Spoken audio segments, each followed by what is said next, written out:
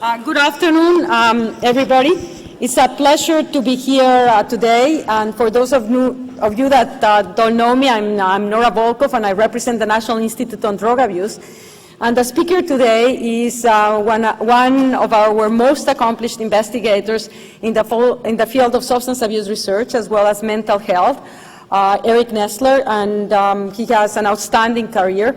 He was trained both in pharmacology in the laboratory of Paul Greengard when he was at Yale, as well as a medical, and got his MD also at Yale University, then went on to do his training, residency training in psychiatry at Yale, and started as an assistant professor in 1987, and rapidly made major contributions to the field that led him to be nominated into the Institute of Medicine in 1998. In the year of 2000, he left Yale to go to the University of Texas Southwestern in Dallas as the chair of the Department of Psychiatry, and rapidly transformed that department into one of the powerhouses in terms of research in psychiatry and in mental illnesses. The work of, then he left in 2008, so he's now established in New York City as of 2008 at Mount Sinai, where he's chair of the Department of Neurosciences and head of the Brain Center at Mount Sinai. And his work has been remarkable, and I sort of, hard to, when you identify an individual that has the capacity to do transformative work, whose work changes the perception of a field. If I can think of someone, I would think of Eric Nestler. And what Eric has done is actually, by focusing on molecular targets, he has been able to identify the process that occur within the cell that differentiates the acute effects of drugs from those that occur with repeated administration. It's very different for those of you that are not familiar with the substance abuse field.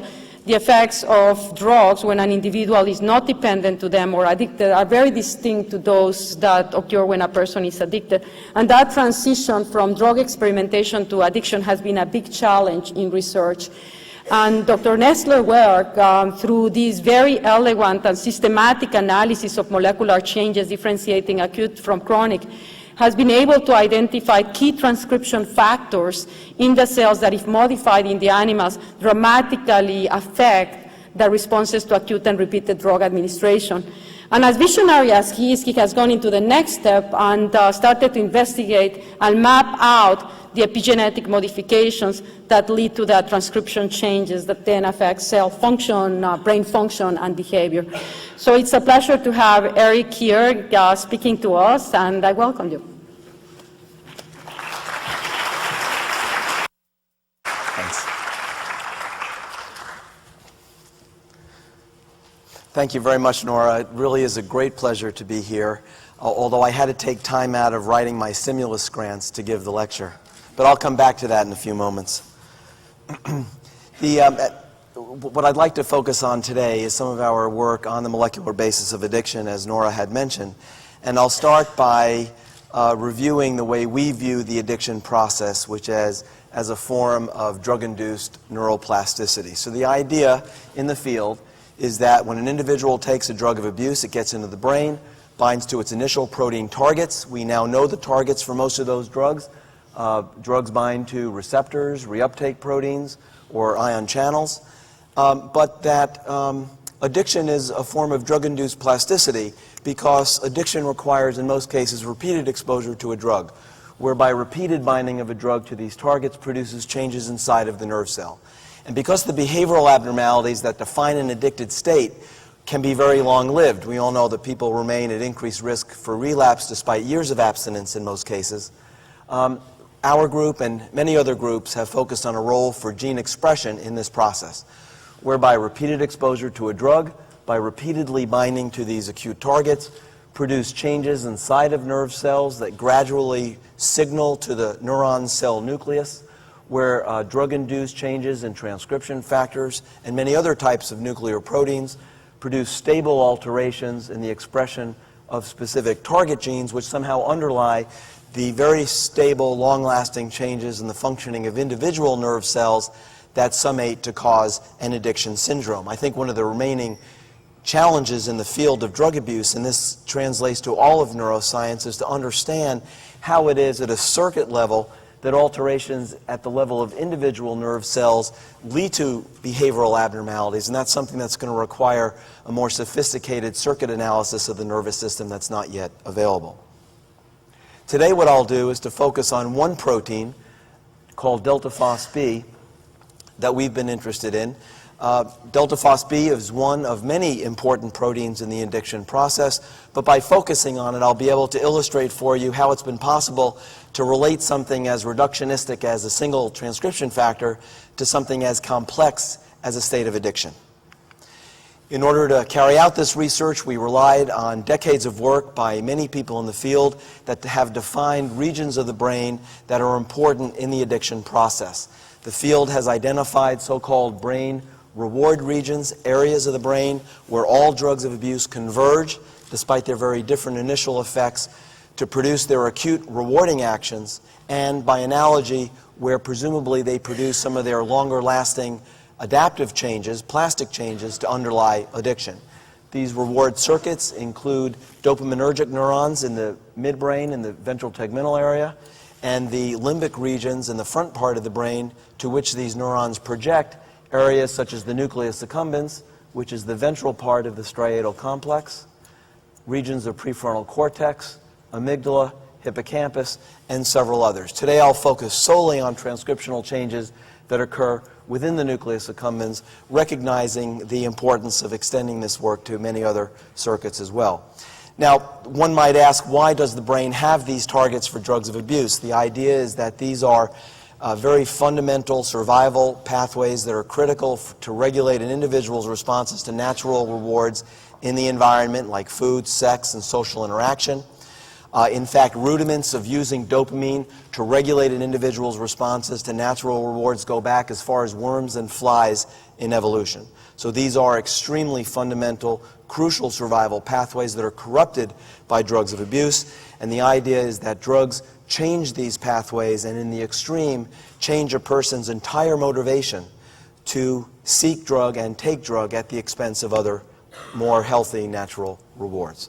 And the question is, how do those changes occur? Our interest in delta FosB goes back almost 20 years ago now, when many people in the field of neuroscience were using CFOS as a measure of identifying nerve cells that were affected by a wide range of stimuli. And not surprisingly, perhaps at that time, this is in the early 90s now, our group, several other groups, including Mike Iadarola here at NIH, showed that when an animal is given a single dose of a drug of abuse, and this phenomenon was seen pretty much with every drug of abuse, alcohol and other drugs, that a single dose of a drug caused a very rapid induction of CFOS in the nucleus accumbens, also in the dorsal striatum, so it's a phenomenon seen throughout the striatal complex, and that somewhat delayed from that was the induction of several related FOS family proteins such as FosB, FRA1, and FRA2. All of these proteins are highly unstable, so that within 6 to 12 hours they're back to baseline. Bruce Hope in the lab at the time found essentially a third wave of induction of a FOS family transcription factor, which we later showed was due to stable isoforms of delta FosB. And these isoforms were different from all these other FOS family proteins in two key ways. First, in response to a single drug exposure, only a small amount of this stable delta FosB is generated. And I think that's why probably other groups had not seen this protein. Secondly, unlike all these other proteins that are highly unstable, delta FosB seemed to be highly stable. And that meant that when an animal was given repeated exposures to a drug of abuse, the small amount of delta FosB induced with each drug exposure gradually accumulated to the point where it became by far the predominant FOS family transcription factor in these nerve cells. And we had hypothesized at the time, with no data, that this high level of delta FosB then somehow fed back and repressed expression of these other FOS family genes, created what we called at the time a molecular switch. This shows that phenomenon from an early Western blot using an antibody, actually from Mike Iadarola, that was generated against all FOS family members. This is looking at nucleus accumbens tissue from an animal that had gotten single or repeated doses of cocaine. And what it shows is the very rapid induction of all known FOS family members after acute cocaine administration. Delta FosB is this very low-level protein, again, probably why other groups had missed it, but that after chronic exposure, the pattern of induction is quite different. Now there's the accumulation of these modified isoforms of delta FosB and the relative desensitization of induction of these other proteins. So delta FosB represented an interesting molecule that could sustain changes in gene expression in nucleus accumbens long after an individual stopped taking drug. In recent years, we've obtained evidence as to what is the biochemical basis of delta FosB stability. Some of those data are summarized in this cartoon. Delta FosB is a product of the FosB gene, which also encodes full-length FosB. The two proteins differ only by the cleavage of a C-terminal region from full-length FosB and delta FosB. Both of these proteins have to dimerize with Jun family proteins to form AP1 dimers, or AP1 complexes, the active transcription factor.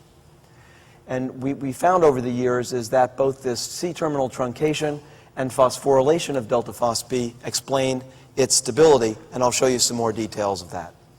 This is a cartoon of the primary structure of these two proteins. Again, delta FosB and full-length FosB are identical, except for the fact that the terminal 101 amino acids are cleaved from delta FosB through alternative splicing.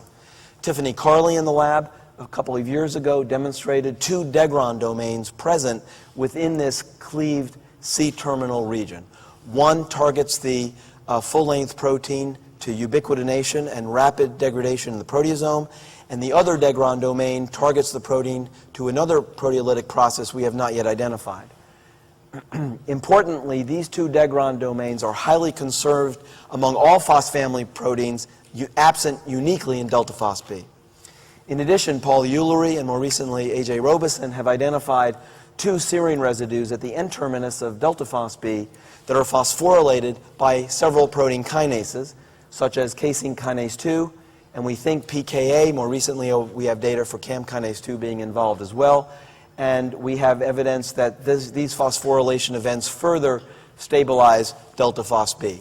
When one takes into account both of these mechanisms in tandem, they together enhance the stability of delta FosB by 2 orders of magnitude in cell culture and by even more in vivo, and thereby seem to fully account for the enhanced stability of delta FosB that we've observed in our studies. Now, the other thing that makes delta FosB interesting is what induces it. So since our initial reports, several groups, along with our group, has shown that delta FosB is induced in the nucleus accumbens, in fact, within a particular nerve cell type within the nucleus accumbens, by chronic administration of pretty much every drug of abuse that's been studied to date. The prior slide showed that induction by Western blotting. This is now showing the induction by immunohistochemistry, and it's a robust phenomenon, a 3- to 4-fold induction of the protein. Now, I mentioned earlier that this nucleus accumbens reward circuit is implicated in regulating an animal's response to natural rewards, and that's given some credence to the idea that mechanisms of drug addiction might have something in common with mechanisms of so-called natural addictions, addictions to other rewards in the environment, like pathological overeating, pathological gambling, sexaholics, and so on. And this is where I'll bring up the stimulus package again. Extramural scientists like myself have begun to lever press for stimulus money.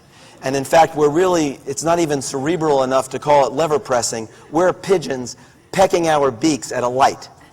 Okay, enough of that. That might explain 20,000 proposals that you guys have just received. We don't have an animal model for stimulus grants, but we do have animal models for high levels of consumption of other natural rewards. And Stefan Brunet and his colleagues at the Karolinska Institute have shown that rats and mice all run on a running wheel, but certain individuals really run a great deal. Some of the animals run 20 miles a day, which is an extraordinary amount of running. Most rodents, if given the choice, will drink large quantities of a sucrose solution. Most will induce obesity in themselves if given free access to a high-fat diet. And then the final comparison we did was not quite as intricate. We just studied animals, male animals that were allowed to have sex versus the normally housed males that are not allowed to have sex. Interestingly, in every single one of these cases, we showed that high levels of consumption of a natural reward led to the induction of delta FosB in the same nerve cell type in nucleus accumbens where drugs of abuse induced the protein as well. So delta FosB is interesting in our point of view in terms of its temporal properties and in terms of what induces it, and the question is, what type of behavioral change does it mediate? To answer this question, over the years, we've used two general experimental approaches. Max Kells and Jingshan Chen in the lab made a series of bitransgenic animals that used the tetracycline gene expression system to induce delta FosB in striatum. This is a two-gene system where the first gene consists of a neural promoter driving expression of the tetracycline transactivator, a tetracycline inhibitable transcription factor, not present in mammalian systems under normal conditions. The second gene consists of the TEDOP promoter, normally activated by TTA. When mice have these two new genes, you can feed them doxycycline, a tetracycline derivative. It binds to TTA, keeps gene expression off. You remove doxycycline from an adult animal, so allowing normal development, and that induces either delta FosB, or we also made mice that express a dominant negative mutant of Jun, which we call delta CJun, and I'll describe that in just a minute. However, delta FosB and delta Jun are only expressed where TTA is expressed, and we can control that by use of neural promoters. So we were able to identify a bitransgenic mouse line that was able to target delta FosB not only to striatum, but actually within the same nerve cell type within striatum where drugs and natural rewards induce the protein. We did this in part by choice of a neural promoter, the neuron-specific enolase promoter, but we obtained still greater spatial specificity by crossing several founder lines of the NSE-TTA mice with several founder lines of the TEDOP delta FosB mouse, and through enhancer trapping, really by serendipity, obtained a mouse that targeted delta FosB the way we wanted it. And that's shown in this slide where two genetically identical littermates, both raised on doxycycline, one maintained on doxycycline, gene expression remains off. When the littermate was an adult, we removed doxycycline. A couple weeks later, after doxycycline washes out of the system, delta FosB then is expressed throughout the striatum. It's not perfect specificity, but it's pretty good.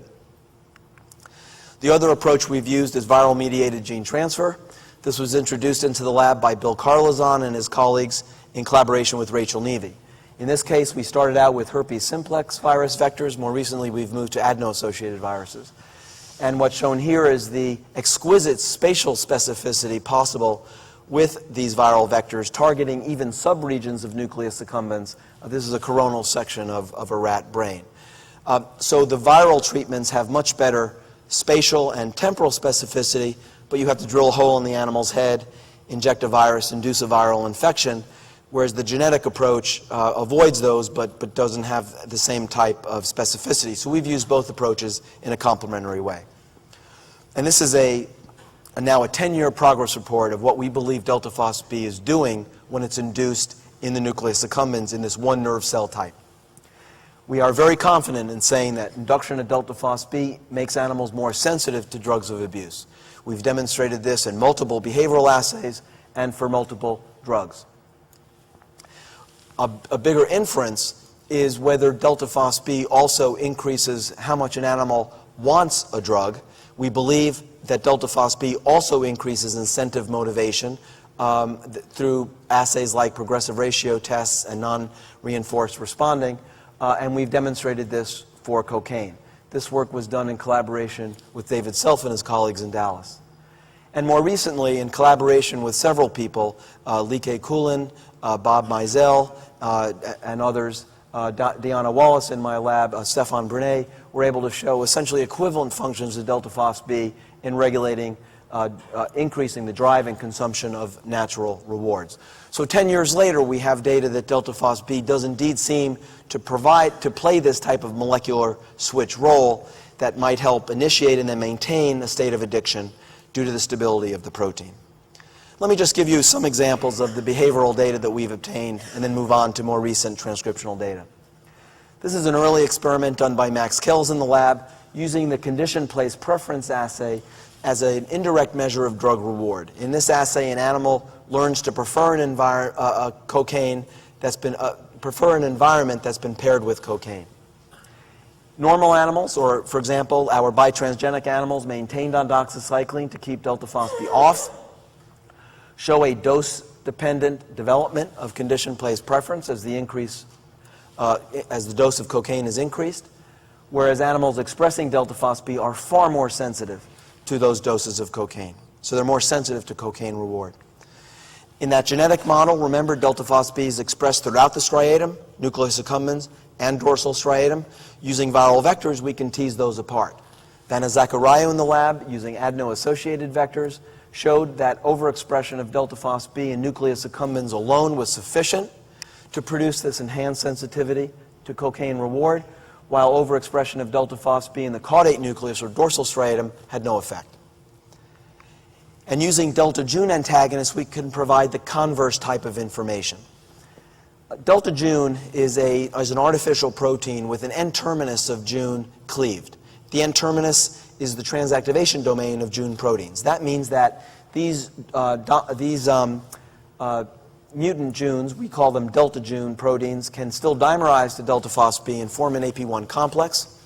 The complex can still bind to AP1 sites in responsive genes, but the complex is physiologically inactive. It cannot regulate transcription because Jun is lacking its transactivation domain. So Marie-Claire Piekman in the lab placed this delta C-Jun protein within our bitransgenic mouse system and showed the opposite effect of delta FosB, whereas delta FosB increased sensitivity to cocaine, overexpression of delta C-Jun selectively in striatum had the opposite effect and reduced cocaine reward. Now, this effect of delta FosB, this interesting behavioral phenotype of delta FosB, is presumably mediated through the regulation of other genes, since delta FosB is a transcription factor. So over the last 5 or 6 years, we've been focusing most of our efforts in understanding the target genes through which delta FosB produces its effects. In an initial study done by Colleen McClung, we carried out a genome-wide analysis of gene expression in nucleus accumbens using Affymetric chips in mice treated with cocaine, and also employing our bitransgenic mouse models. So for example, Colleen came up with the following data. After a period of chronic administration of cocaine, we were able to identify, defined by these two numbers in the blue circle, a set of genes significantly regulated by cocaine, and ask ourselves what fraction of those cocaine-regulated genes were the effects mimicked by overexpression of delta FosB, or were those effects of cocaine blocked by delta C-Jun? And we were able to come up with the number of roughly 25% of all the genes regulated by cocaine could be accounted for through delta FosB, telling us that delta FosB is important, but by no means the only factor involved. The other interesting finding from this study was that delta FosB's effects on gene transcription were quite complex, that delta FosB upregulated some genes but downregulated others. And this slide just lists 2 examples. One of the genes that's induced by cocaine, induced by delta FosB, is CDK5, cyclin-dependent kinase 5. We were interested in that as a target because CDK5 regulates neuronal growth, and we have evidence that it helps mediate the ability of cocaine to alter the morphology of nucleus accumbens neurons, and I'll come back to that in a little while. An example of a gene that's downregulated by cocaine, downregulated by delta FosB, is CFOS itself, and we're interested in that phenomenon because it does provide evidence for the molecular switch that I described at the outset of my talk. This is where our studies were as of 5 years ago, and any effort to study the mechanisms by which cocaine produced these effects, or the mechanism by which delta FosB regulates genes, had to rely on studies in cell culture, either cultured cells or cultured neurons, because it was impossible to assess transcriptional mechanisms in the brain in vivo. And that made this level of analysis inherently unsatisfying to us, because we knew that in cell culture, looking at the regulation of a gene promoter by some stimulus, that we could see many different types of effects, even qualitatively different effects, depending on the culture conditions used. So for that reason, as the field of cancer and developmental biologies taught us more about chromatin structure in the regulation of gene expression, we became very interested in assessing what we could learn from that new level of analysis. So let me just digress for a moment And for those of you who are not chromatin aficionados, tell you a little bit about what I mean of this level of analysis. It became clear that DNA in chromatin exists on a broad spectrum of structure between two extremes. In the one extreme, there's inactive or condensed chromatin, and the other extreme is active chromatin. In inactive chromatin, the DNA, which is depicted here by these blue lines, are wrapped around octamers of histone proteins, depicted by these yellow spheres. Each of these units is called a nucleosome. The nucleosomes are tightly packed, and that tight packing is mediated by the methylation of certain cytosine nucleotides in the DNA itself, or the methylation of certain lysine residues on the histone tails. Both of these methylation marks are repressive and are sufficient to recruit to the chromatin many types of repressor or co-repressor proteins that further pack this DNA to the point where it's felt that genes present in this chromatin are inaccessible for gene transcription. At the other end of the spectrum, there is a chromatin that is permissive, where stretches of DNA are accessible to other proteins. For example, they can bind to traditional transcription factors like AP1 factors containing delta FosB, CREB, glucocorticoid receptors, and so on. And the binding of these transcription factors to these exposed regions of DNA provides some of the steric force to spread the nucleosomes further apart and also to recruit other coactivators of transcription. For example, transcription factors recruit two genes, enzymes called histone acetyltransferases, which add acetyl groups to the N-terminal histone tails, serving to further activate the chromatin. There are other lysine residues at these histone tails that are also activational in striking contrast to the repressive residues seen at other sites. And the transcription factors recruit other coactivators, for example, SWI/SNF factors. These are complexes of proteins that contain ATPase activity that are thought to provide the molecular motor to move nucleosomes across a span of DNA as it's being transcribed. All of which then recruit a basal transcription complex containing RNA polymerase to the gene. All told, people have estimated in a eukaryotic cell, a gene that is undergoing active transcription might recruit 100 proteins to its promoter to mediate that gene activation. So this is an extraordinarily complex process. It turns out that it's possible to take advantage of this level of information back to the drug addiction models, because as genes are being transcribed or repressed, they leave these various marks of chromatin modifications, which we can assess by chromatin immunoprecipitation and ask how cocaine is inducing or repressing certain genes of interest. First work in my lab on this topic was done by Arvind Kumar, and these are some of the studies, the results that he obtained. He analyzed the CDK5 gene promoter and studied the effect of acute and chronic cocaine on the association of the CDK5 promoter with acetylated forms, activated forms of histone H4 and H3. And as shown here, what he found is that chronic but not acute administration of cocaine increased the binding of acetylated H3 to the CDK5 gene promoter, no effect on H4. Animals that are self-administering cocaine showed the same effect. This was an exciting finding to us. We knew that cocaine induced CDK5 mRNA, but we had no evidence that it was transcriptionally mediated. This is telling us that that induction of mRNA is indeed associated with marks of transcriptional activation. We could use chromatin immunoprecipitation to then assess the role of delta FosB in this effect. So using antibodies to delta FosB or full-length FosB, Arvind was able to show that after chronic, not acute cocaine, there's increased binding of delta FosB, not full-length FosB, again to the CDK5 gene promoter. And there's also other signs of transcriptional activation, not only histone acetylation, there's also the recruitment of other transcriptional coactivators. For example, BRG1 binds to the CDK5 gene promoter after chronic cocaine. BRG1 is a SWI/SNF subunit, whereas other SWI/SNF factors were not recruited to the promoter. And we could obtain causal type of information by using our bitransgenic mouse system, showing that when we simply induce delta FosB in nucleus accumbens, no exposure to cocaine, delta FosB binds to the CDK5 gene promoter. Perhaps that's not surprising, but that it is sufficient to trigger the rest of the cascade. Induction of delta FosB and binding of delta FosB is sufficient to induce recruitment of BRG1 to the promoter, acetylation of nearby histones, and so on, leading to transcriptional activation.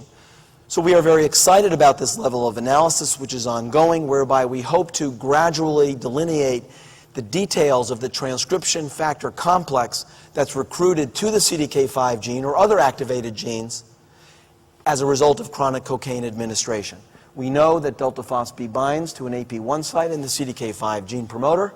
That's sufficient to recruit histone acetyltransferases, to recruit SWI/SNF factors, leading to activation of the gene. Carrying out parallel studies, Will Renthal in the lab was able to show very different consequences at the CFOS gene promoter. At this promoter, CFOS binds to a very similar AP1 site present in the gene, but instead of recruiting activators, for some reason, delta FosB recruits co-repressors. One co-repressor is HDAC1. HDAC stands for histone deacetylase. It removes the acetyl groups from histones and represses chromatin. In fact, Tiffany Carley showed that delta FosB and HDAC1 are direct binding partners.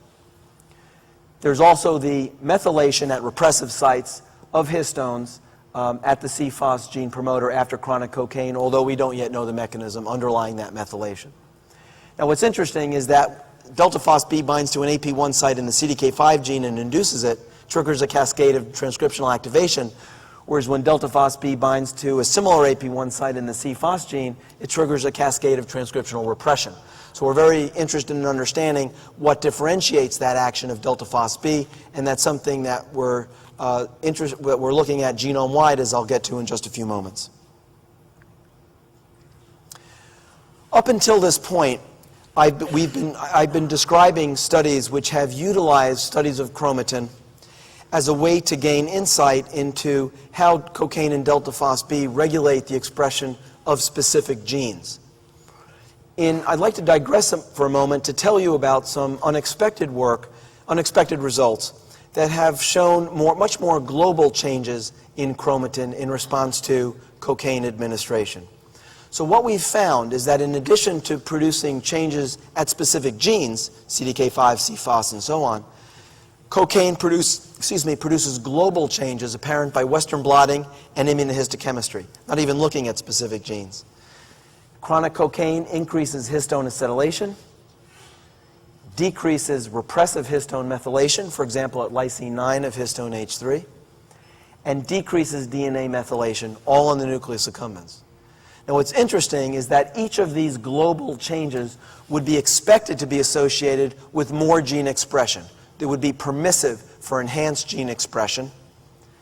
And we've shown that each is also associated with increases in behavioral responsiveness to cocaine. I'll just show you one example. We published a study on HDAC5 a year ago, and I'll show you some data on this lysine 9 mark now. So Ian Mays in the lab found that after a course of chronic cocaine administration, there's a global decrease in levels of methylation of histone H3 at lysine 9. Again, a mark of transcriptional repression. It's a fairly robust effect, and it's due to, mediated by downregulation of a particular histone methyltransferase specific for lysine 9, which is called G9A. So this shows downregulation of G9A expression by chronic, not acute cocaine. It's really quite extraordinary in effect. This shows the effect by, this is Western blotting data, this shows the effect by immunohistochemistry, looking at nucleus accumbens, looking at levels of lysine 9 methylation. You can see a dramatic downregulation after chronic cocaine administration.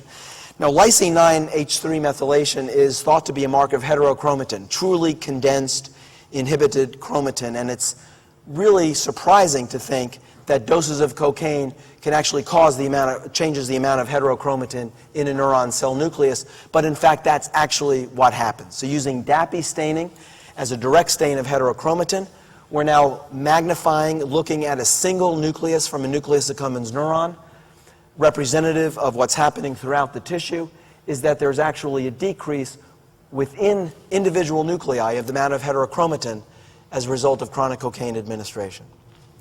We believe this effect, too, is mediated by delta FosB, since overexpression of delta FosB in our bitransgenic system is sufficient to mediate, in the absence of cocaine, this downregulation in lysine 9 methylation and the repression of G9A. This is behaviorally significant because we can manipulate levels of G9A, which in turn manipulate levels of lysine 9H3 methylation in a variety of ways. We can inject AAV adeno-associated virus vectors expressing CRE recombinase, or GFP as a control, into floxed G9A mice. These were obtained from Sasha Tarakovsky at Rockefeller University. And inject these vectors selectively into the nucleus accumbens. We are reducing G9A expression selectively in the nucleus accumbens of adult animals, showing that this results in enhancement of the rewarding effects of cocaine in a condition-place preference assay. The same results are obtained with pharmacological inhibitors of G9A. BIX is a small molecule. Ian Mays injected it by osmotic mini pump directly into the nucleus accumbens. That too enhances the rewarding effects of cocaine. And the opposite effects are obtained when we overexpress G9A and enhance lysine 9H3 methylation.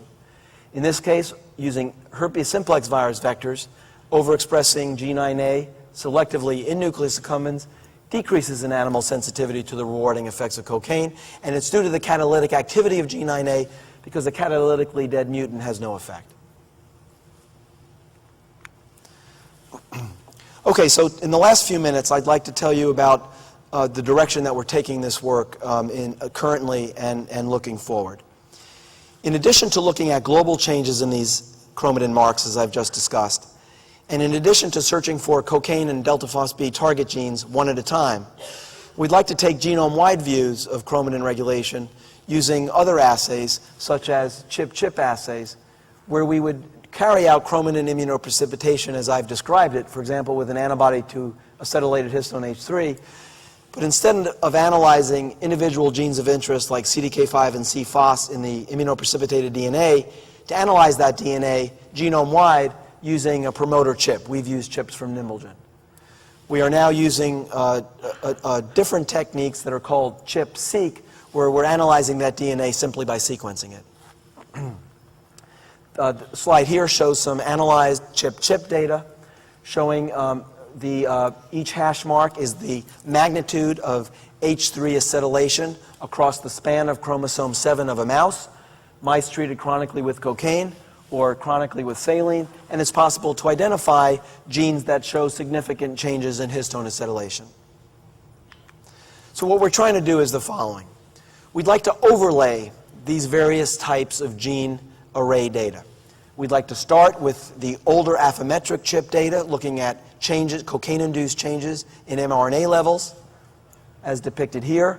Genes, for example, that show increased levels of mRNA, another set that show decreased levels of mRNA. And overlay on top of that chip-chip or chip-seq data, where we are determining some information of the transcriptional mechanisms underlying that regulation. For example, a gene that shows an increase in mRNA as a result of chronic cocaine, at least some of them should be associated with transcriptional activational changes in chromatin. Increases in histone acetylation or increases in histone methylation at sites that mediate transcriptional activation. Other mRNAs that are induced may be associated with decreases in repressive mechanisms. There may be lower levels of methylation of histones where that methylation is repressive, and there might be lower levels of DNA methylation itself. And we'd like to overlay on top of that then chip-chip or chip-seq data for binding of various transcription factors like delta FosB and others, accounting for some of these changes. This is an enormous undertaking from a bioinformatic point of view, and we are still working our way through it. But the reason for doing this was twofold. First, I think those of you who have done gene array analyses in any system would agree with me in saying that it's a challenge to know how to analyze a GNA array data set statistically.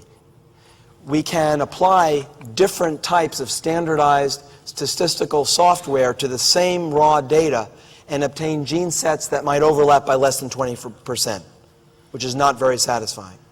It's hard to know what's a false positive and false negatives.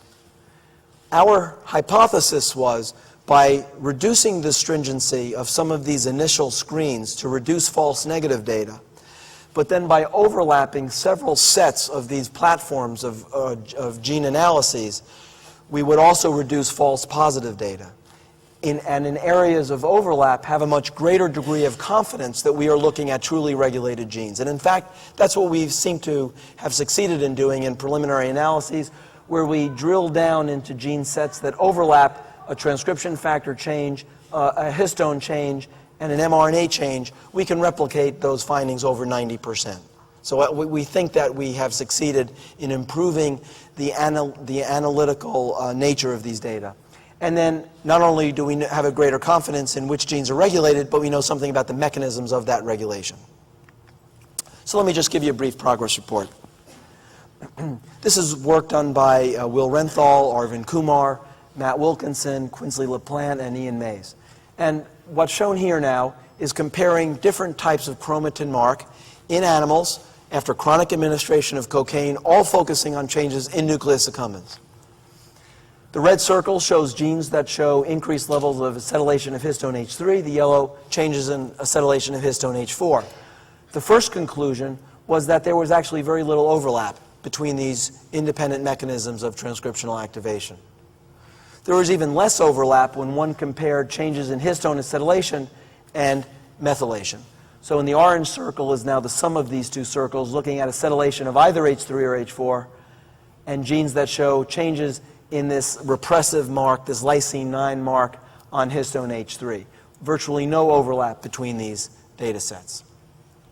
Remember I said that chronic cocaine induced an overall decrease in lysine 9 H3 methylation, yet look at the large number of genes that show an increase in this repressive methylation mark.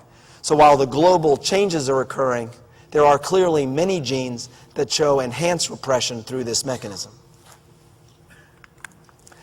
And one can overlay the delta FosB binding data similarly. So here's now a set of genes that show changes in this histone acetylation, this repressive mark of histone methylation, again, very little overlap between these two mechanisms, and overlay the genes that show altered levels of delta FosB binding as a consequence of chronic cocaine administration, identifying genes that overlap with the methylation mechanism or with the acetylation mechanism.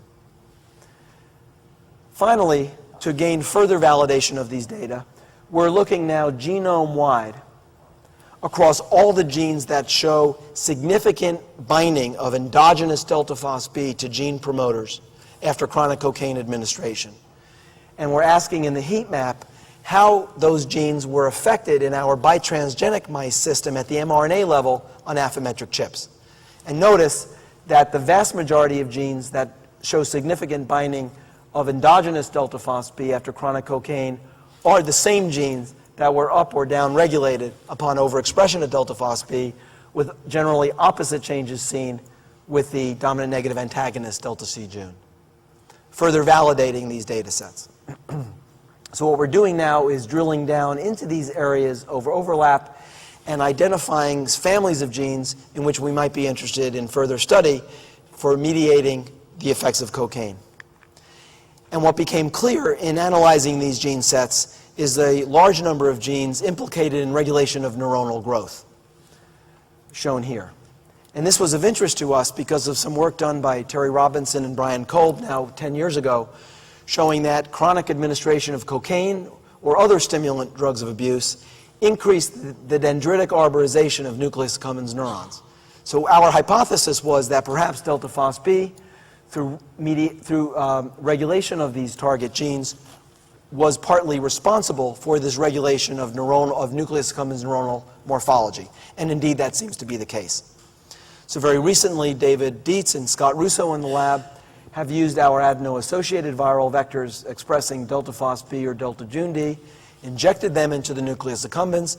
These vectors also express GFP, which we use to quantify dendritic spine density. You see the viruses very nicely label the entire cell. And what we found is that in animals injected with a control virus expressing GFP only, chronic administration of cocaine increased the dendritic spine density on nucleus accumbens medium spiny neurons. This is about the same magnitude that Terry Robinson and his colleagues have reported. Overexpression of delta FosB itself in the absence of cocaine was able to mimic this effect. That's shown in this comparison here. And importantly, overexpression of the dominant negative antagonist delta JUN-D completely blocked the ability of cocaine to induce this change in spine density. So our hypothesis is that cocaine, through induction of delta FosB, through induction of a range of proteins involved in this dendritic reorganization pathway, increases the dendritic arborization of nucleus accumbens neurons and the increase in dendritic spine density. And we're now systematically interrogating each of these targets to study their involvement. In fact, we've published studies now showing that delta FosB induces CDK5. I've shown you a lot of the molecular data for that. CDK5 then phosphorylates and inhibits another transcription factor, MEF2. And we've shown that the inhibition of MEF2 is sufficient to induce dendritic spine density increases. We've also shown more recently that delta FosB induces another transcription factor, NF-kappa B, and induction of NF-kappa B also contributes to this induction of dendritic spine density, and we're now studying these other targets. Our hypothesis is that during a course of repeated drug exposure through delta FosB and some of these targets, there's an expansion in the arborization of nucleus accumbens neurons and an increase in dendritic spine densities, leading to sensitized behavioral responses. There are two key caveats to this hypothesis. Notice how I'm drawing innervation of these increased dendritic spines as a result of chronic cocaine, when in fact we really don't know yet whether the increased numbers of spines are functional. We don't know if they're innervated or not. And secondly, while it may make some sense heuristically to think that enhanced synaptic activity of these cells would be associated with enhanced behavioral responses, in fact, we don't know that to be the case. Enhanced innervation might well lead to tolerance in a behavioral point of view. So that's something that needs to be studied directly. So to conclude then, I hope I've convinced you that delta FosB is an interesting transcription factor that plays a role in regulating an animal's long-term responses to drugs of abuse and natural rewards. We're using chromatin analyses now to better understand the range of target genes that mediate the effects of delta FosB in these behavioral models. It's interesting that delta FosB both activates and represses genes, and we're using a bioinformatic approach genome-wide now to see if we can ascertain something about genes that determine whether delta FosB activates or represses them upon binding to that promoter. I have focused my entire talk on nucleus accumbens, even though we know that chronic cocaine, other drugs of abuse, will induce delta FosB to a smaller extent in certain other brain regions, in particular areas of prefrontal cortex. So the same types of studies I've told you about today do need to be performed on these other very important reward circuits. And the hope is to use this information to translate to the clinic in some ways. And we've thought of several ways in which we might be able to translate some of this information. First, delta FosB and its target genes do represent candidate genes that can now be interrogated for their contribution to influencing the inherent vulnerability of humans to addiction syndromes. We would also love to develop small molecule ligands for delta FosB, which we possibly could use in brain imaging studies as a diagnostic test or as an investigational test in humans, and perhaps even as novel treatment approaches, although that's obviously a long ways in the future. And this is my new home in New York. And with that, thank you very much for the kind invitation, and I'd be happy to answer any questions. Thank you.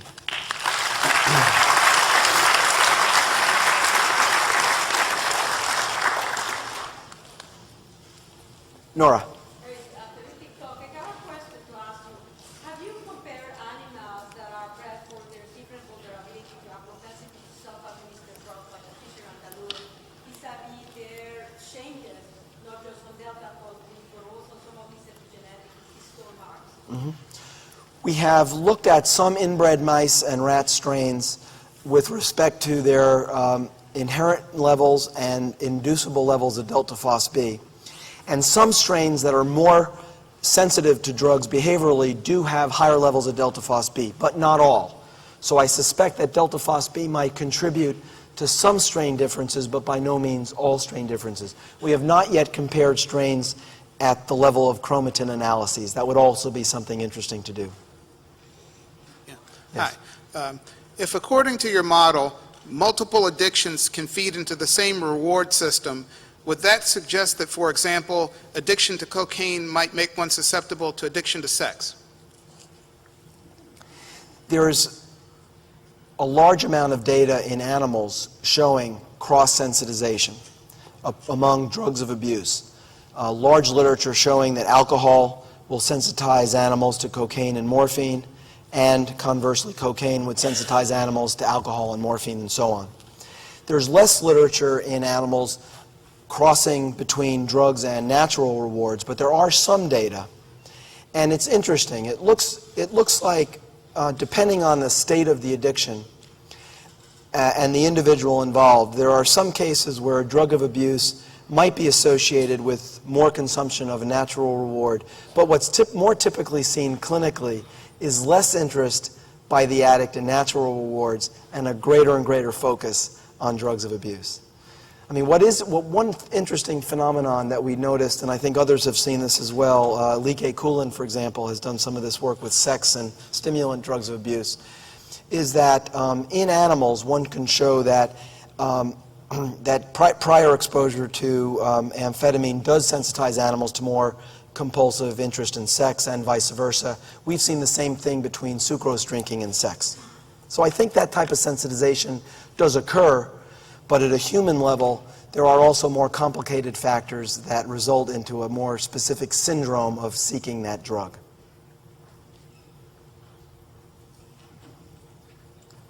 I have two questions. One of them is I'm wondering the effects of circuit versus endogenous effects. So when you looked and overexpressed delta FosB in the nucleus accumbens, were you able to find differences, for example, in the chromatin organization of these proteins and other areas where the nucleus accumbens is interacting with? The second question that I have is also an issue of, I was curious about the genes that go up and down. Were you able to determine if the genes that are going down or up are in different cell types in the nucleus accumbens or the same cells? Right. Okay, so let me answer the first question first, which now, of course, I forgot. Circuit. We have not looked at chromatin changes in other brain areas, and it's something that clearly needs to be done, and it might well be interesting. For example, we're doing the following studies now. We're infusing HDAC inhibitors into the nucleus accumbens. HDAC inhibitors would enhance histone acetylation, result in a state of more permissive gene expression. And we're looking at changes in gene expression in other brain areas that innervate or are innervated by the nucleus accumbens. But we don't have data yet. So I do think it's an interesting point, but I don't have information. And the second question, which I also forgot. Yes, we know it's extremely difficult to know that question, to answer that question, because it takes, to carry out the kind of chip-chip studies we talked about, we need to pool nucleus accumbens tissue from 8 mice to run a single chip. So there's a long ways away from doing a cell-cell analysis. The only thing I can say is that the same cell that shows an increase, the same cell that shows a decrease in a repressive mark, like a decrease in lysine 9 methylation, the same nucleus shows an increase in histone H3 acetylation. So some of those global changes we know, because we can use immunohistochemistry, are occurring within the same nucleus. But whether the same nucleus is inducing CDK5 and repressing CFOS, I think it is, but we have no direct data for that. Great, thank you very much.